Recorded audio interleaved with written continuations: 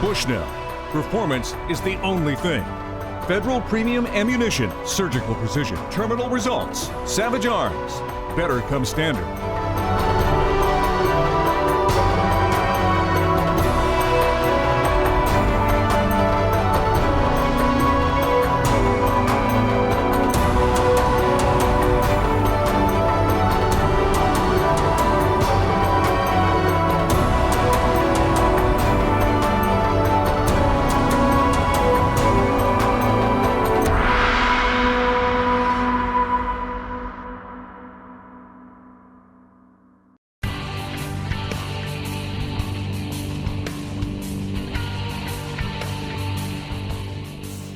Well, Kent, here we are in beautiful New Zealand, and I mean, what an absolutely stunning morning, and boy, do we have an incredible episode this week. We sure do. We've got a bull tar, high mountain, backpack, helicopter trip.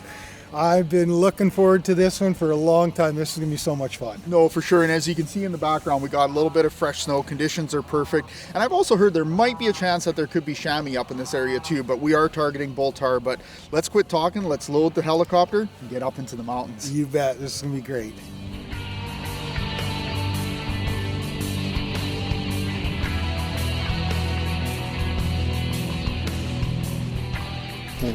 Gear ready? Now we got to go weigh ourselves, and this time it has to be true. We can't lie about it now.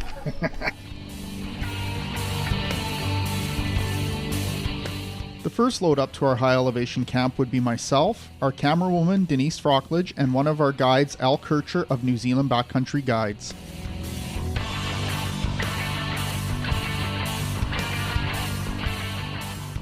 We first flew over the rolling grassy foothills of the Southern Alps. The foothills are dissected by deep grassy ravines, adding almost a knife-cut look to the terrain. The foothills soon gave way to the steep, snowy, rock-covered habitat of the Himalayan Tahr. It's hard to believe that any animals could survive up here. However, tahr, well, they thrive.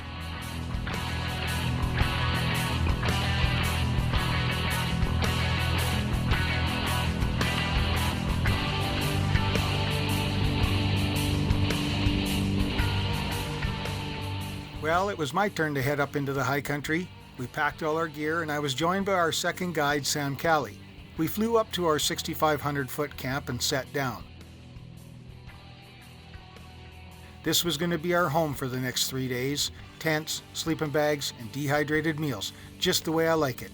I feel at home up here.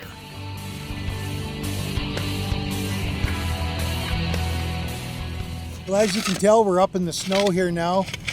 These mountains are absolutely stunning, aren't they, Dean? Oh, incredible, incredible. I mean, Kent, it was only 5 minutes of us landing first, and literally we saw well over 100 tahr. Incredible. Yeah, there's tar all over the hills. There's tracks all up behind us here. The guys are just starting to set up camp. We're shoveling out some snow, going to get the tent set up, and I think we'll probably be chasing some bull tar this afternoon. I hope so, because I'll tell you, when I saw them on the hillside like ants, my heart got beaten. Well, let's go help the guys set up. Sounds good.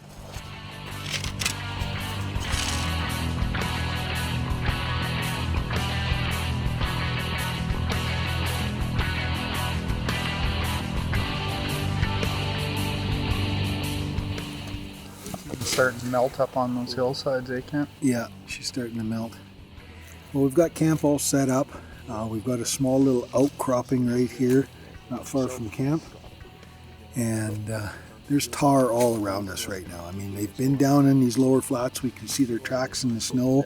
They've moved up to the peaks. And according to Al, about 3 o'clock in the afternoon is the union time for these union tahr. They start moving down into these lower grassy benches. So I think we'll just sit tight, won't we, Dean? Well, heck yeah, if they're going to come to us, why would I go anywhere? I got food, I got drink, I got a nice place to sit. Yeah, weather's pretty nice. I mean, the sun does make it pretty bright up here, but it's gorgeous. It's probably about plus 6 or 7 right now. Yeah, it's nice. Yeah. One thing I will say though, glad I got good optics. It makes a difference. This is big country. Himalayan Tahr's dense woolly coat helps them to stay warm during the winter time, while during the warm summers or spring the animal loses much of its wool and turns lighter in color, helping them reflect the sunlight faster. During winters, when food is scarce in high altitudes or the quality of food becomes low, they can spend a long time without eating anything at all, or just consume a nominal amount that will sustain them. Well, Kent, we've been up here now for about 4 or 5 hours. We literally have tar all around us. Yeah, I mean, they're all out on the sunny rocks right now. The wind has been kind of on and off all day, but we still have a lot of afternoon left to hunt these guys. Yeah. We had a group skyline behind us, and Al's up behind there trying to punch a trail through the waist deep snow. Yeah. We're getting close to the witching hour, them starting to move. Yeah, I mean, the groups that we do have in sight here are up moving around a bit, so we should get our glasses back on the mountain and keep an eye on these guys. I agree.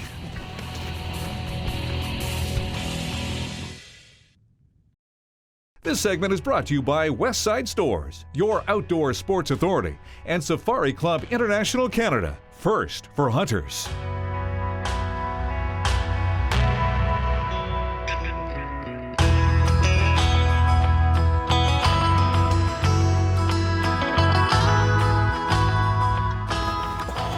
Yeah, it's gotten chilly. We've lost our sun. Saw lots of tar, including some shooters, but nothing that really came within range that we could get a chance at for sure. No, but tomorrow will be a good day. The weather forecast is supposed to be fairly warm, so hopefully it'll melt off the snow, give us access to some more area. But you never know what tomorrow will bring. So cross our fingers, we'll have some bull tar in the basin behind us here. But look at that view, folks. Yeah, incredible. Well, all I can say is I'm looking forward to a hot meal and crawling into my sleeping bag in my tent. Sleeping bag's gonna be nice and warm. Ooh.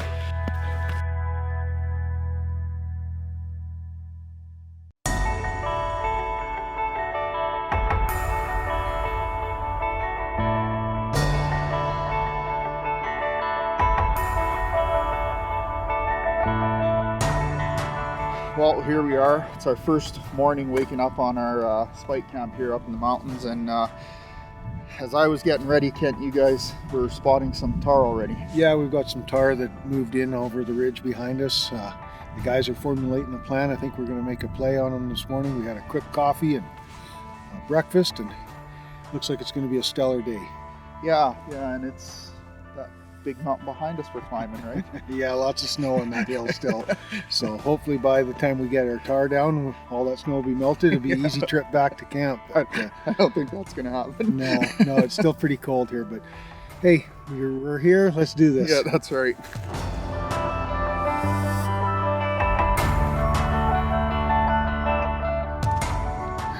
Well, we're gearing up to do the long haul to the top of the mountain where we spotted that group of tar. The boys figure there's a couple good shooters in the group, so it's time to dress light and start sweating.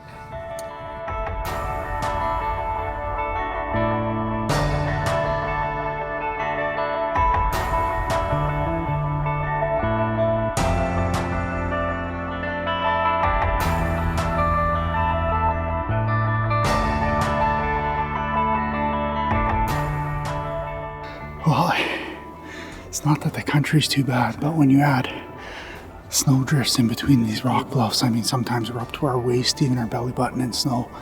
Makes it pretty tough getting through, but just gotta go slow and easy for sure.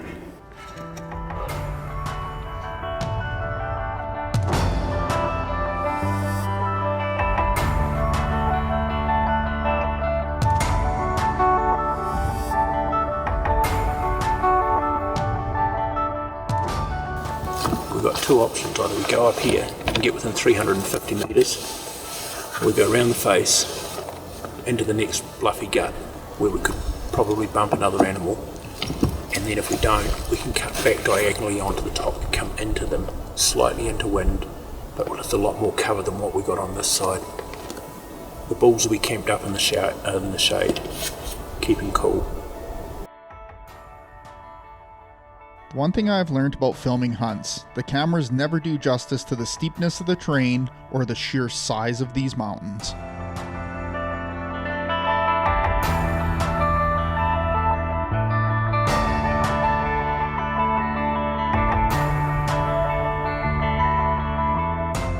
Well, we've worked our way around to the bluffs. The tar are about 700-800 yards above us. We're just trying to figure out the best game plan from here because we're in, as you can see behind me, really steep country right now. So we are just going to sit tight. There is a nanny that's about 400 meters from Sam. He's just on the other ridge and he's seeing if there's anything else with it. But right now we're just in a holding pattern.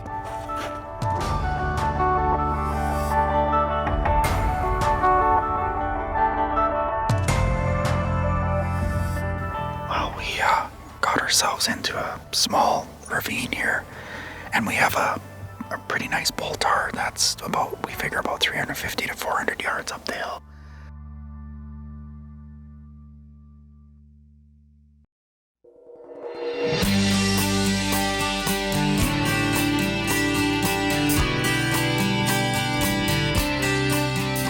So what we're going to do is we've been watching, nothing's been moving, everything's bedding down. So we're going to move up to the next rock bluff, make about 100 yards in this, and then sit down and be patient again.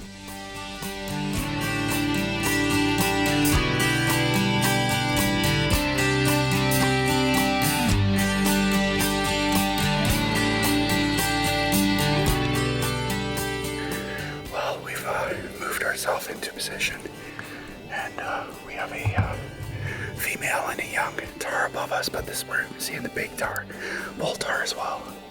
And we're only about a couple hundred meters now, so it's perfect conditions. We just have to wait out and hopefully that big bull tar will show up.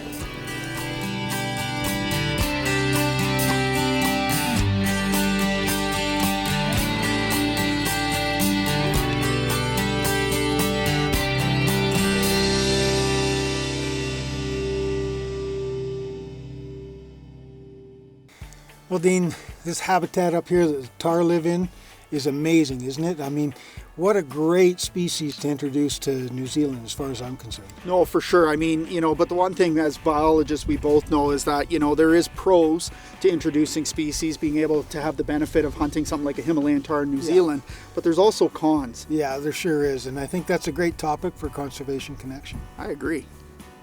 So there's pros to introduced or exotic species, and they range from food, if you're eating that animal, fodder for livestock, if it's a plant, something to graze.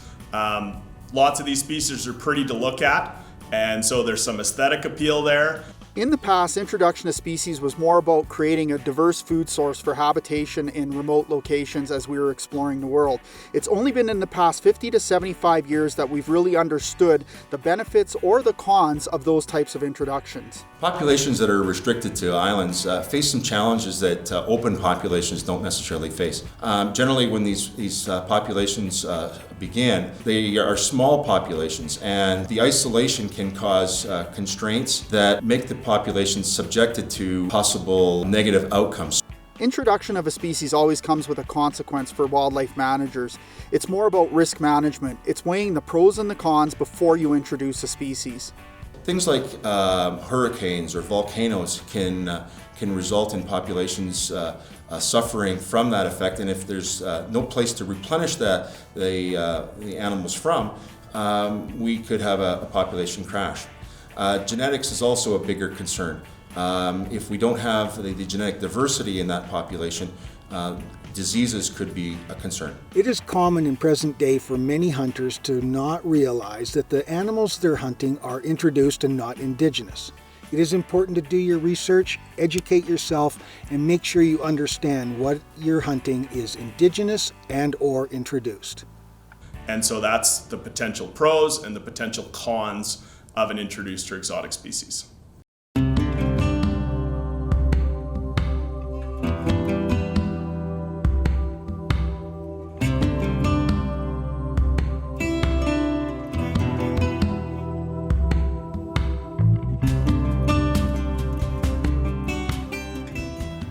Well, we're still on the rock outcrop. We grabbed a little bit of lunch. We're still keeping eyes out. It's about 250 meters to the summit where we saw those big bull tar. We do see some females that are working around up top with young. It's been a couple hours since we saw the bull tar, but we do know that around 3 o'clock they're going to start moving.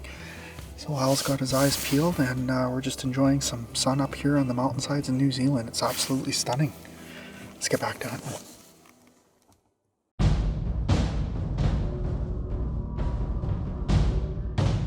You see him? Yeah, He's out on that rock on the left. the one looking right at me. Yep. Okay. All the nannies were. Okay. That's a good bull. When you're comfortable, you tip him over.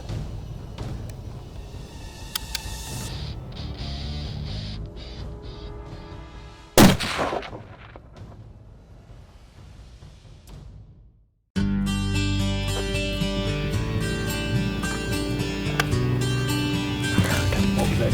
Sam? Right ahead.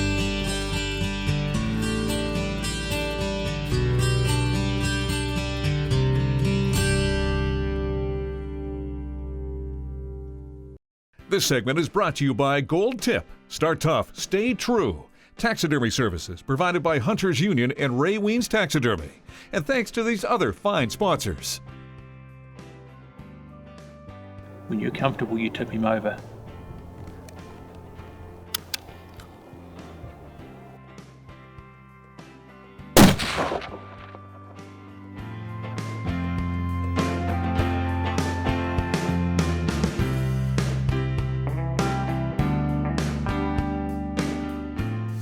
Okay, well, I took a shot at a bull tar here, kind of last couple hours of light. Looked like a beautiful big tar. It was basically just under a 300-yard shot. I had a really good rest, sounded like a solid hit, but you never know until you get up there. Bang the scope off my forehead a bit because of the angle. But, well, I guess it's Sam's heading up there to have a look, and we're just going to wait to hear word if we did get it, and if we did, then we're going to start working our way up there. So, cross my fingers, hopefully I got my very first New Zealand Himalayan Tahr. It wasn't long before we got confirmation from Sam Cayley that my bull tar was just down below the rock outcrop from which I shot at it. Well, up the mountain we go.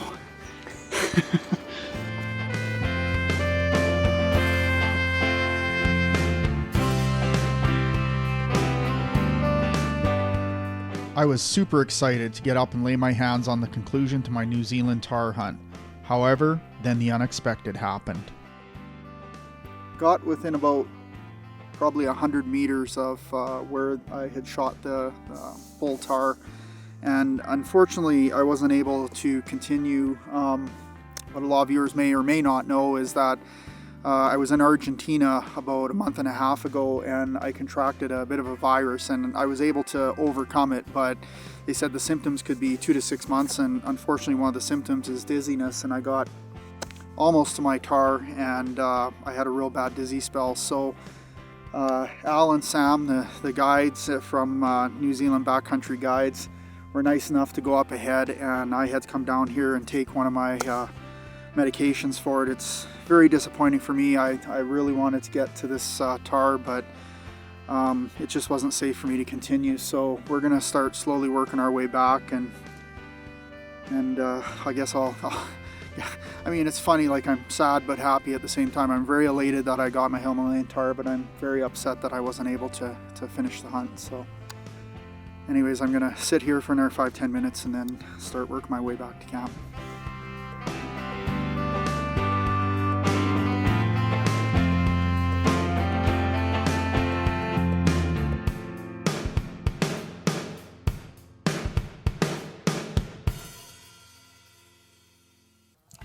Well folks, here it is, my very first New Zealand Himalayan Tahr. But before I say anything, I want to throw out a huge thank you to Al and Sam from New Zealand Backcountry Guides. Today they got up at first light and they headed in. We shot it at last light, and it went down into a deep crag, and we have the helicopter coming in to get us today, so they graciously went in, caped it out, brought it out for me so Kent and I could head up and try chasing one for him. But what a stunning animal. I mean, look at this animal. I'm absolutely elated, incredible hunt. And you know, I also want to throw a huge thank you out to my buddy Kent. When I had my dizzy spell from the virus I caught in Argentina, he carried all of my equipment out so I could concentrate on getting back to camp. But you know what, that's hunting, that's the way it rolls out. You know, I think it's the camaraderie, to me, is the most amazing thing. It doesn't matter if we're in Canada, New Zealand, everybody kicked together to get, you know, my tar, and I'll forever remember it from, you know, these 3 men who helped me get this thing off the mountain. It's awesome. I always have mixed emotions at the end of an epic hunt like this. I'm looking forward to getting back to have a hot shower, clean clothes, and rest my body from the wears and tears of a typical high elevation hunt. However, my heart also sinks as I'm leaving a truly magical area that very few people get to experience. I always leave with the same thought in my head. Until next time. Well, Dean, that was a heck of a ride out, wasn't it? The adventure right from taking off to getting back to here, you couldn't have asked for a more stamped memory in my mind. I'll remember it forever for sure. Oh, you bet. I mean, we had weather adversities, we had a few other adversities, but that's the thing about hunting the South Island, these Southern Alps. I mean, there's stellar, beautiful country, lots of game, great guides, great pilots. I mean, it's memory of a lifetime. No, for sure. And it was neat too because, although I did have that little bit of an episode on the mountain, remnants of Argentina, but it was really neat because, I had, Sam and Al and yourself and my wife, which was in behind the scenes, got to experience me take my first Himalayan Tahr. And it was exhilarating. And, sure for anybody who's a high elevation hunter, sheep, goat, nat, you got to come do this in New Zealand. You bet. And we know the guys to come with. They've got it dialed in right. So, we couldn't be happier. Congratulations on a great Himalayan Tahr. We want to thank all our sponsors. We want to thank all our viewers for tuning in. And join us next week for more Bushnell's Trigger Effect.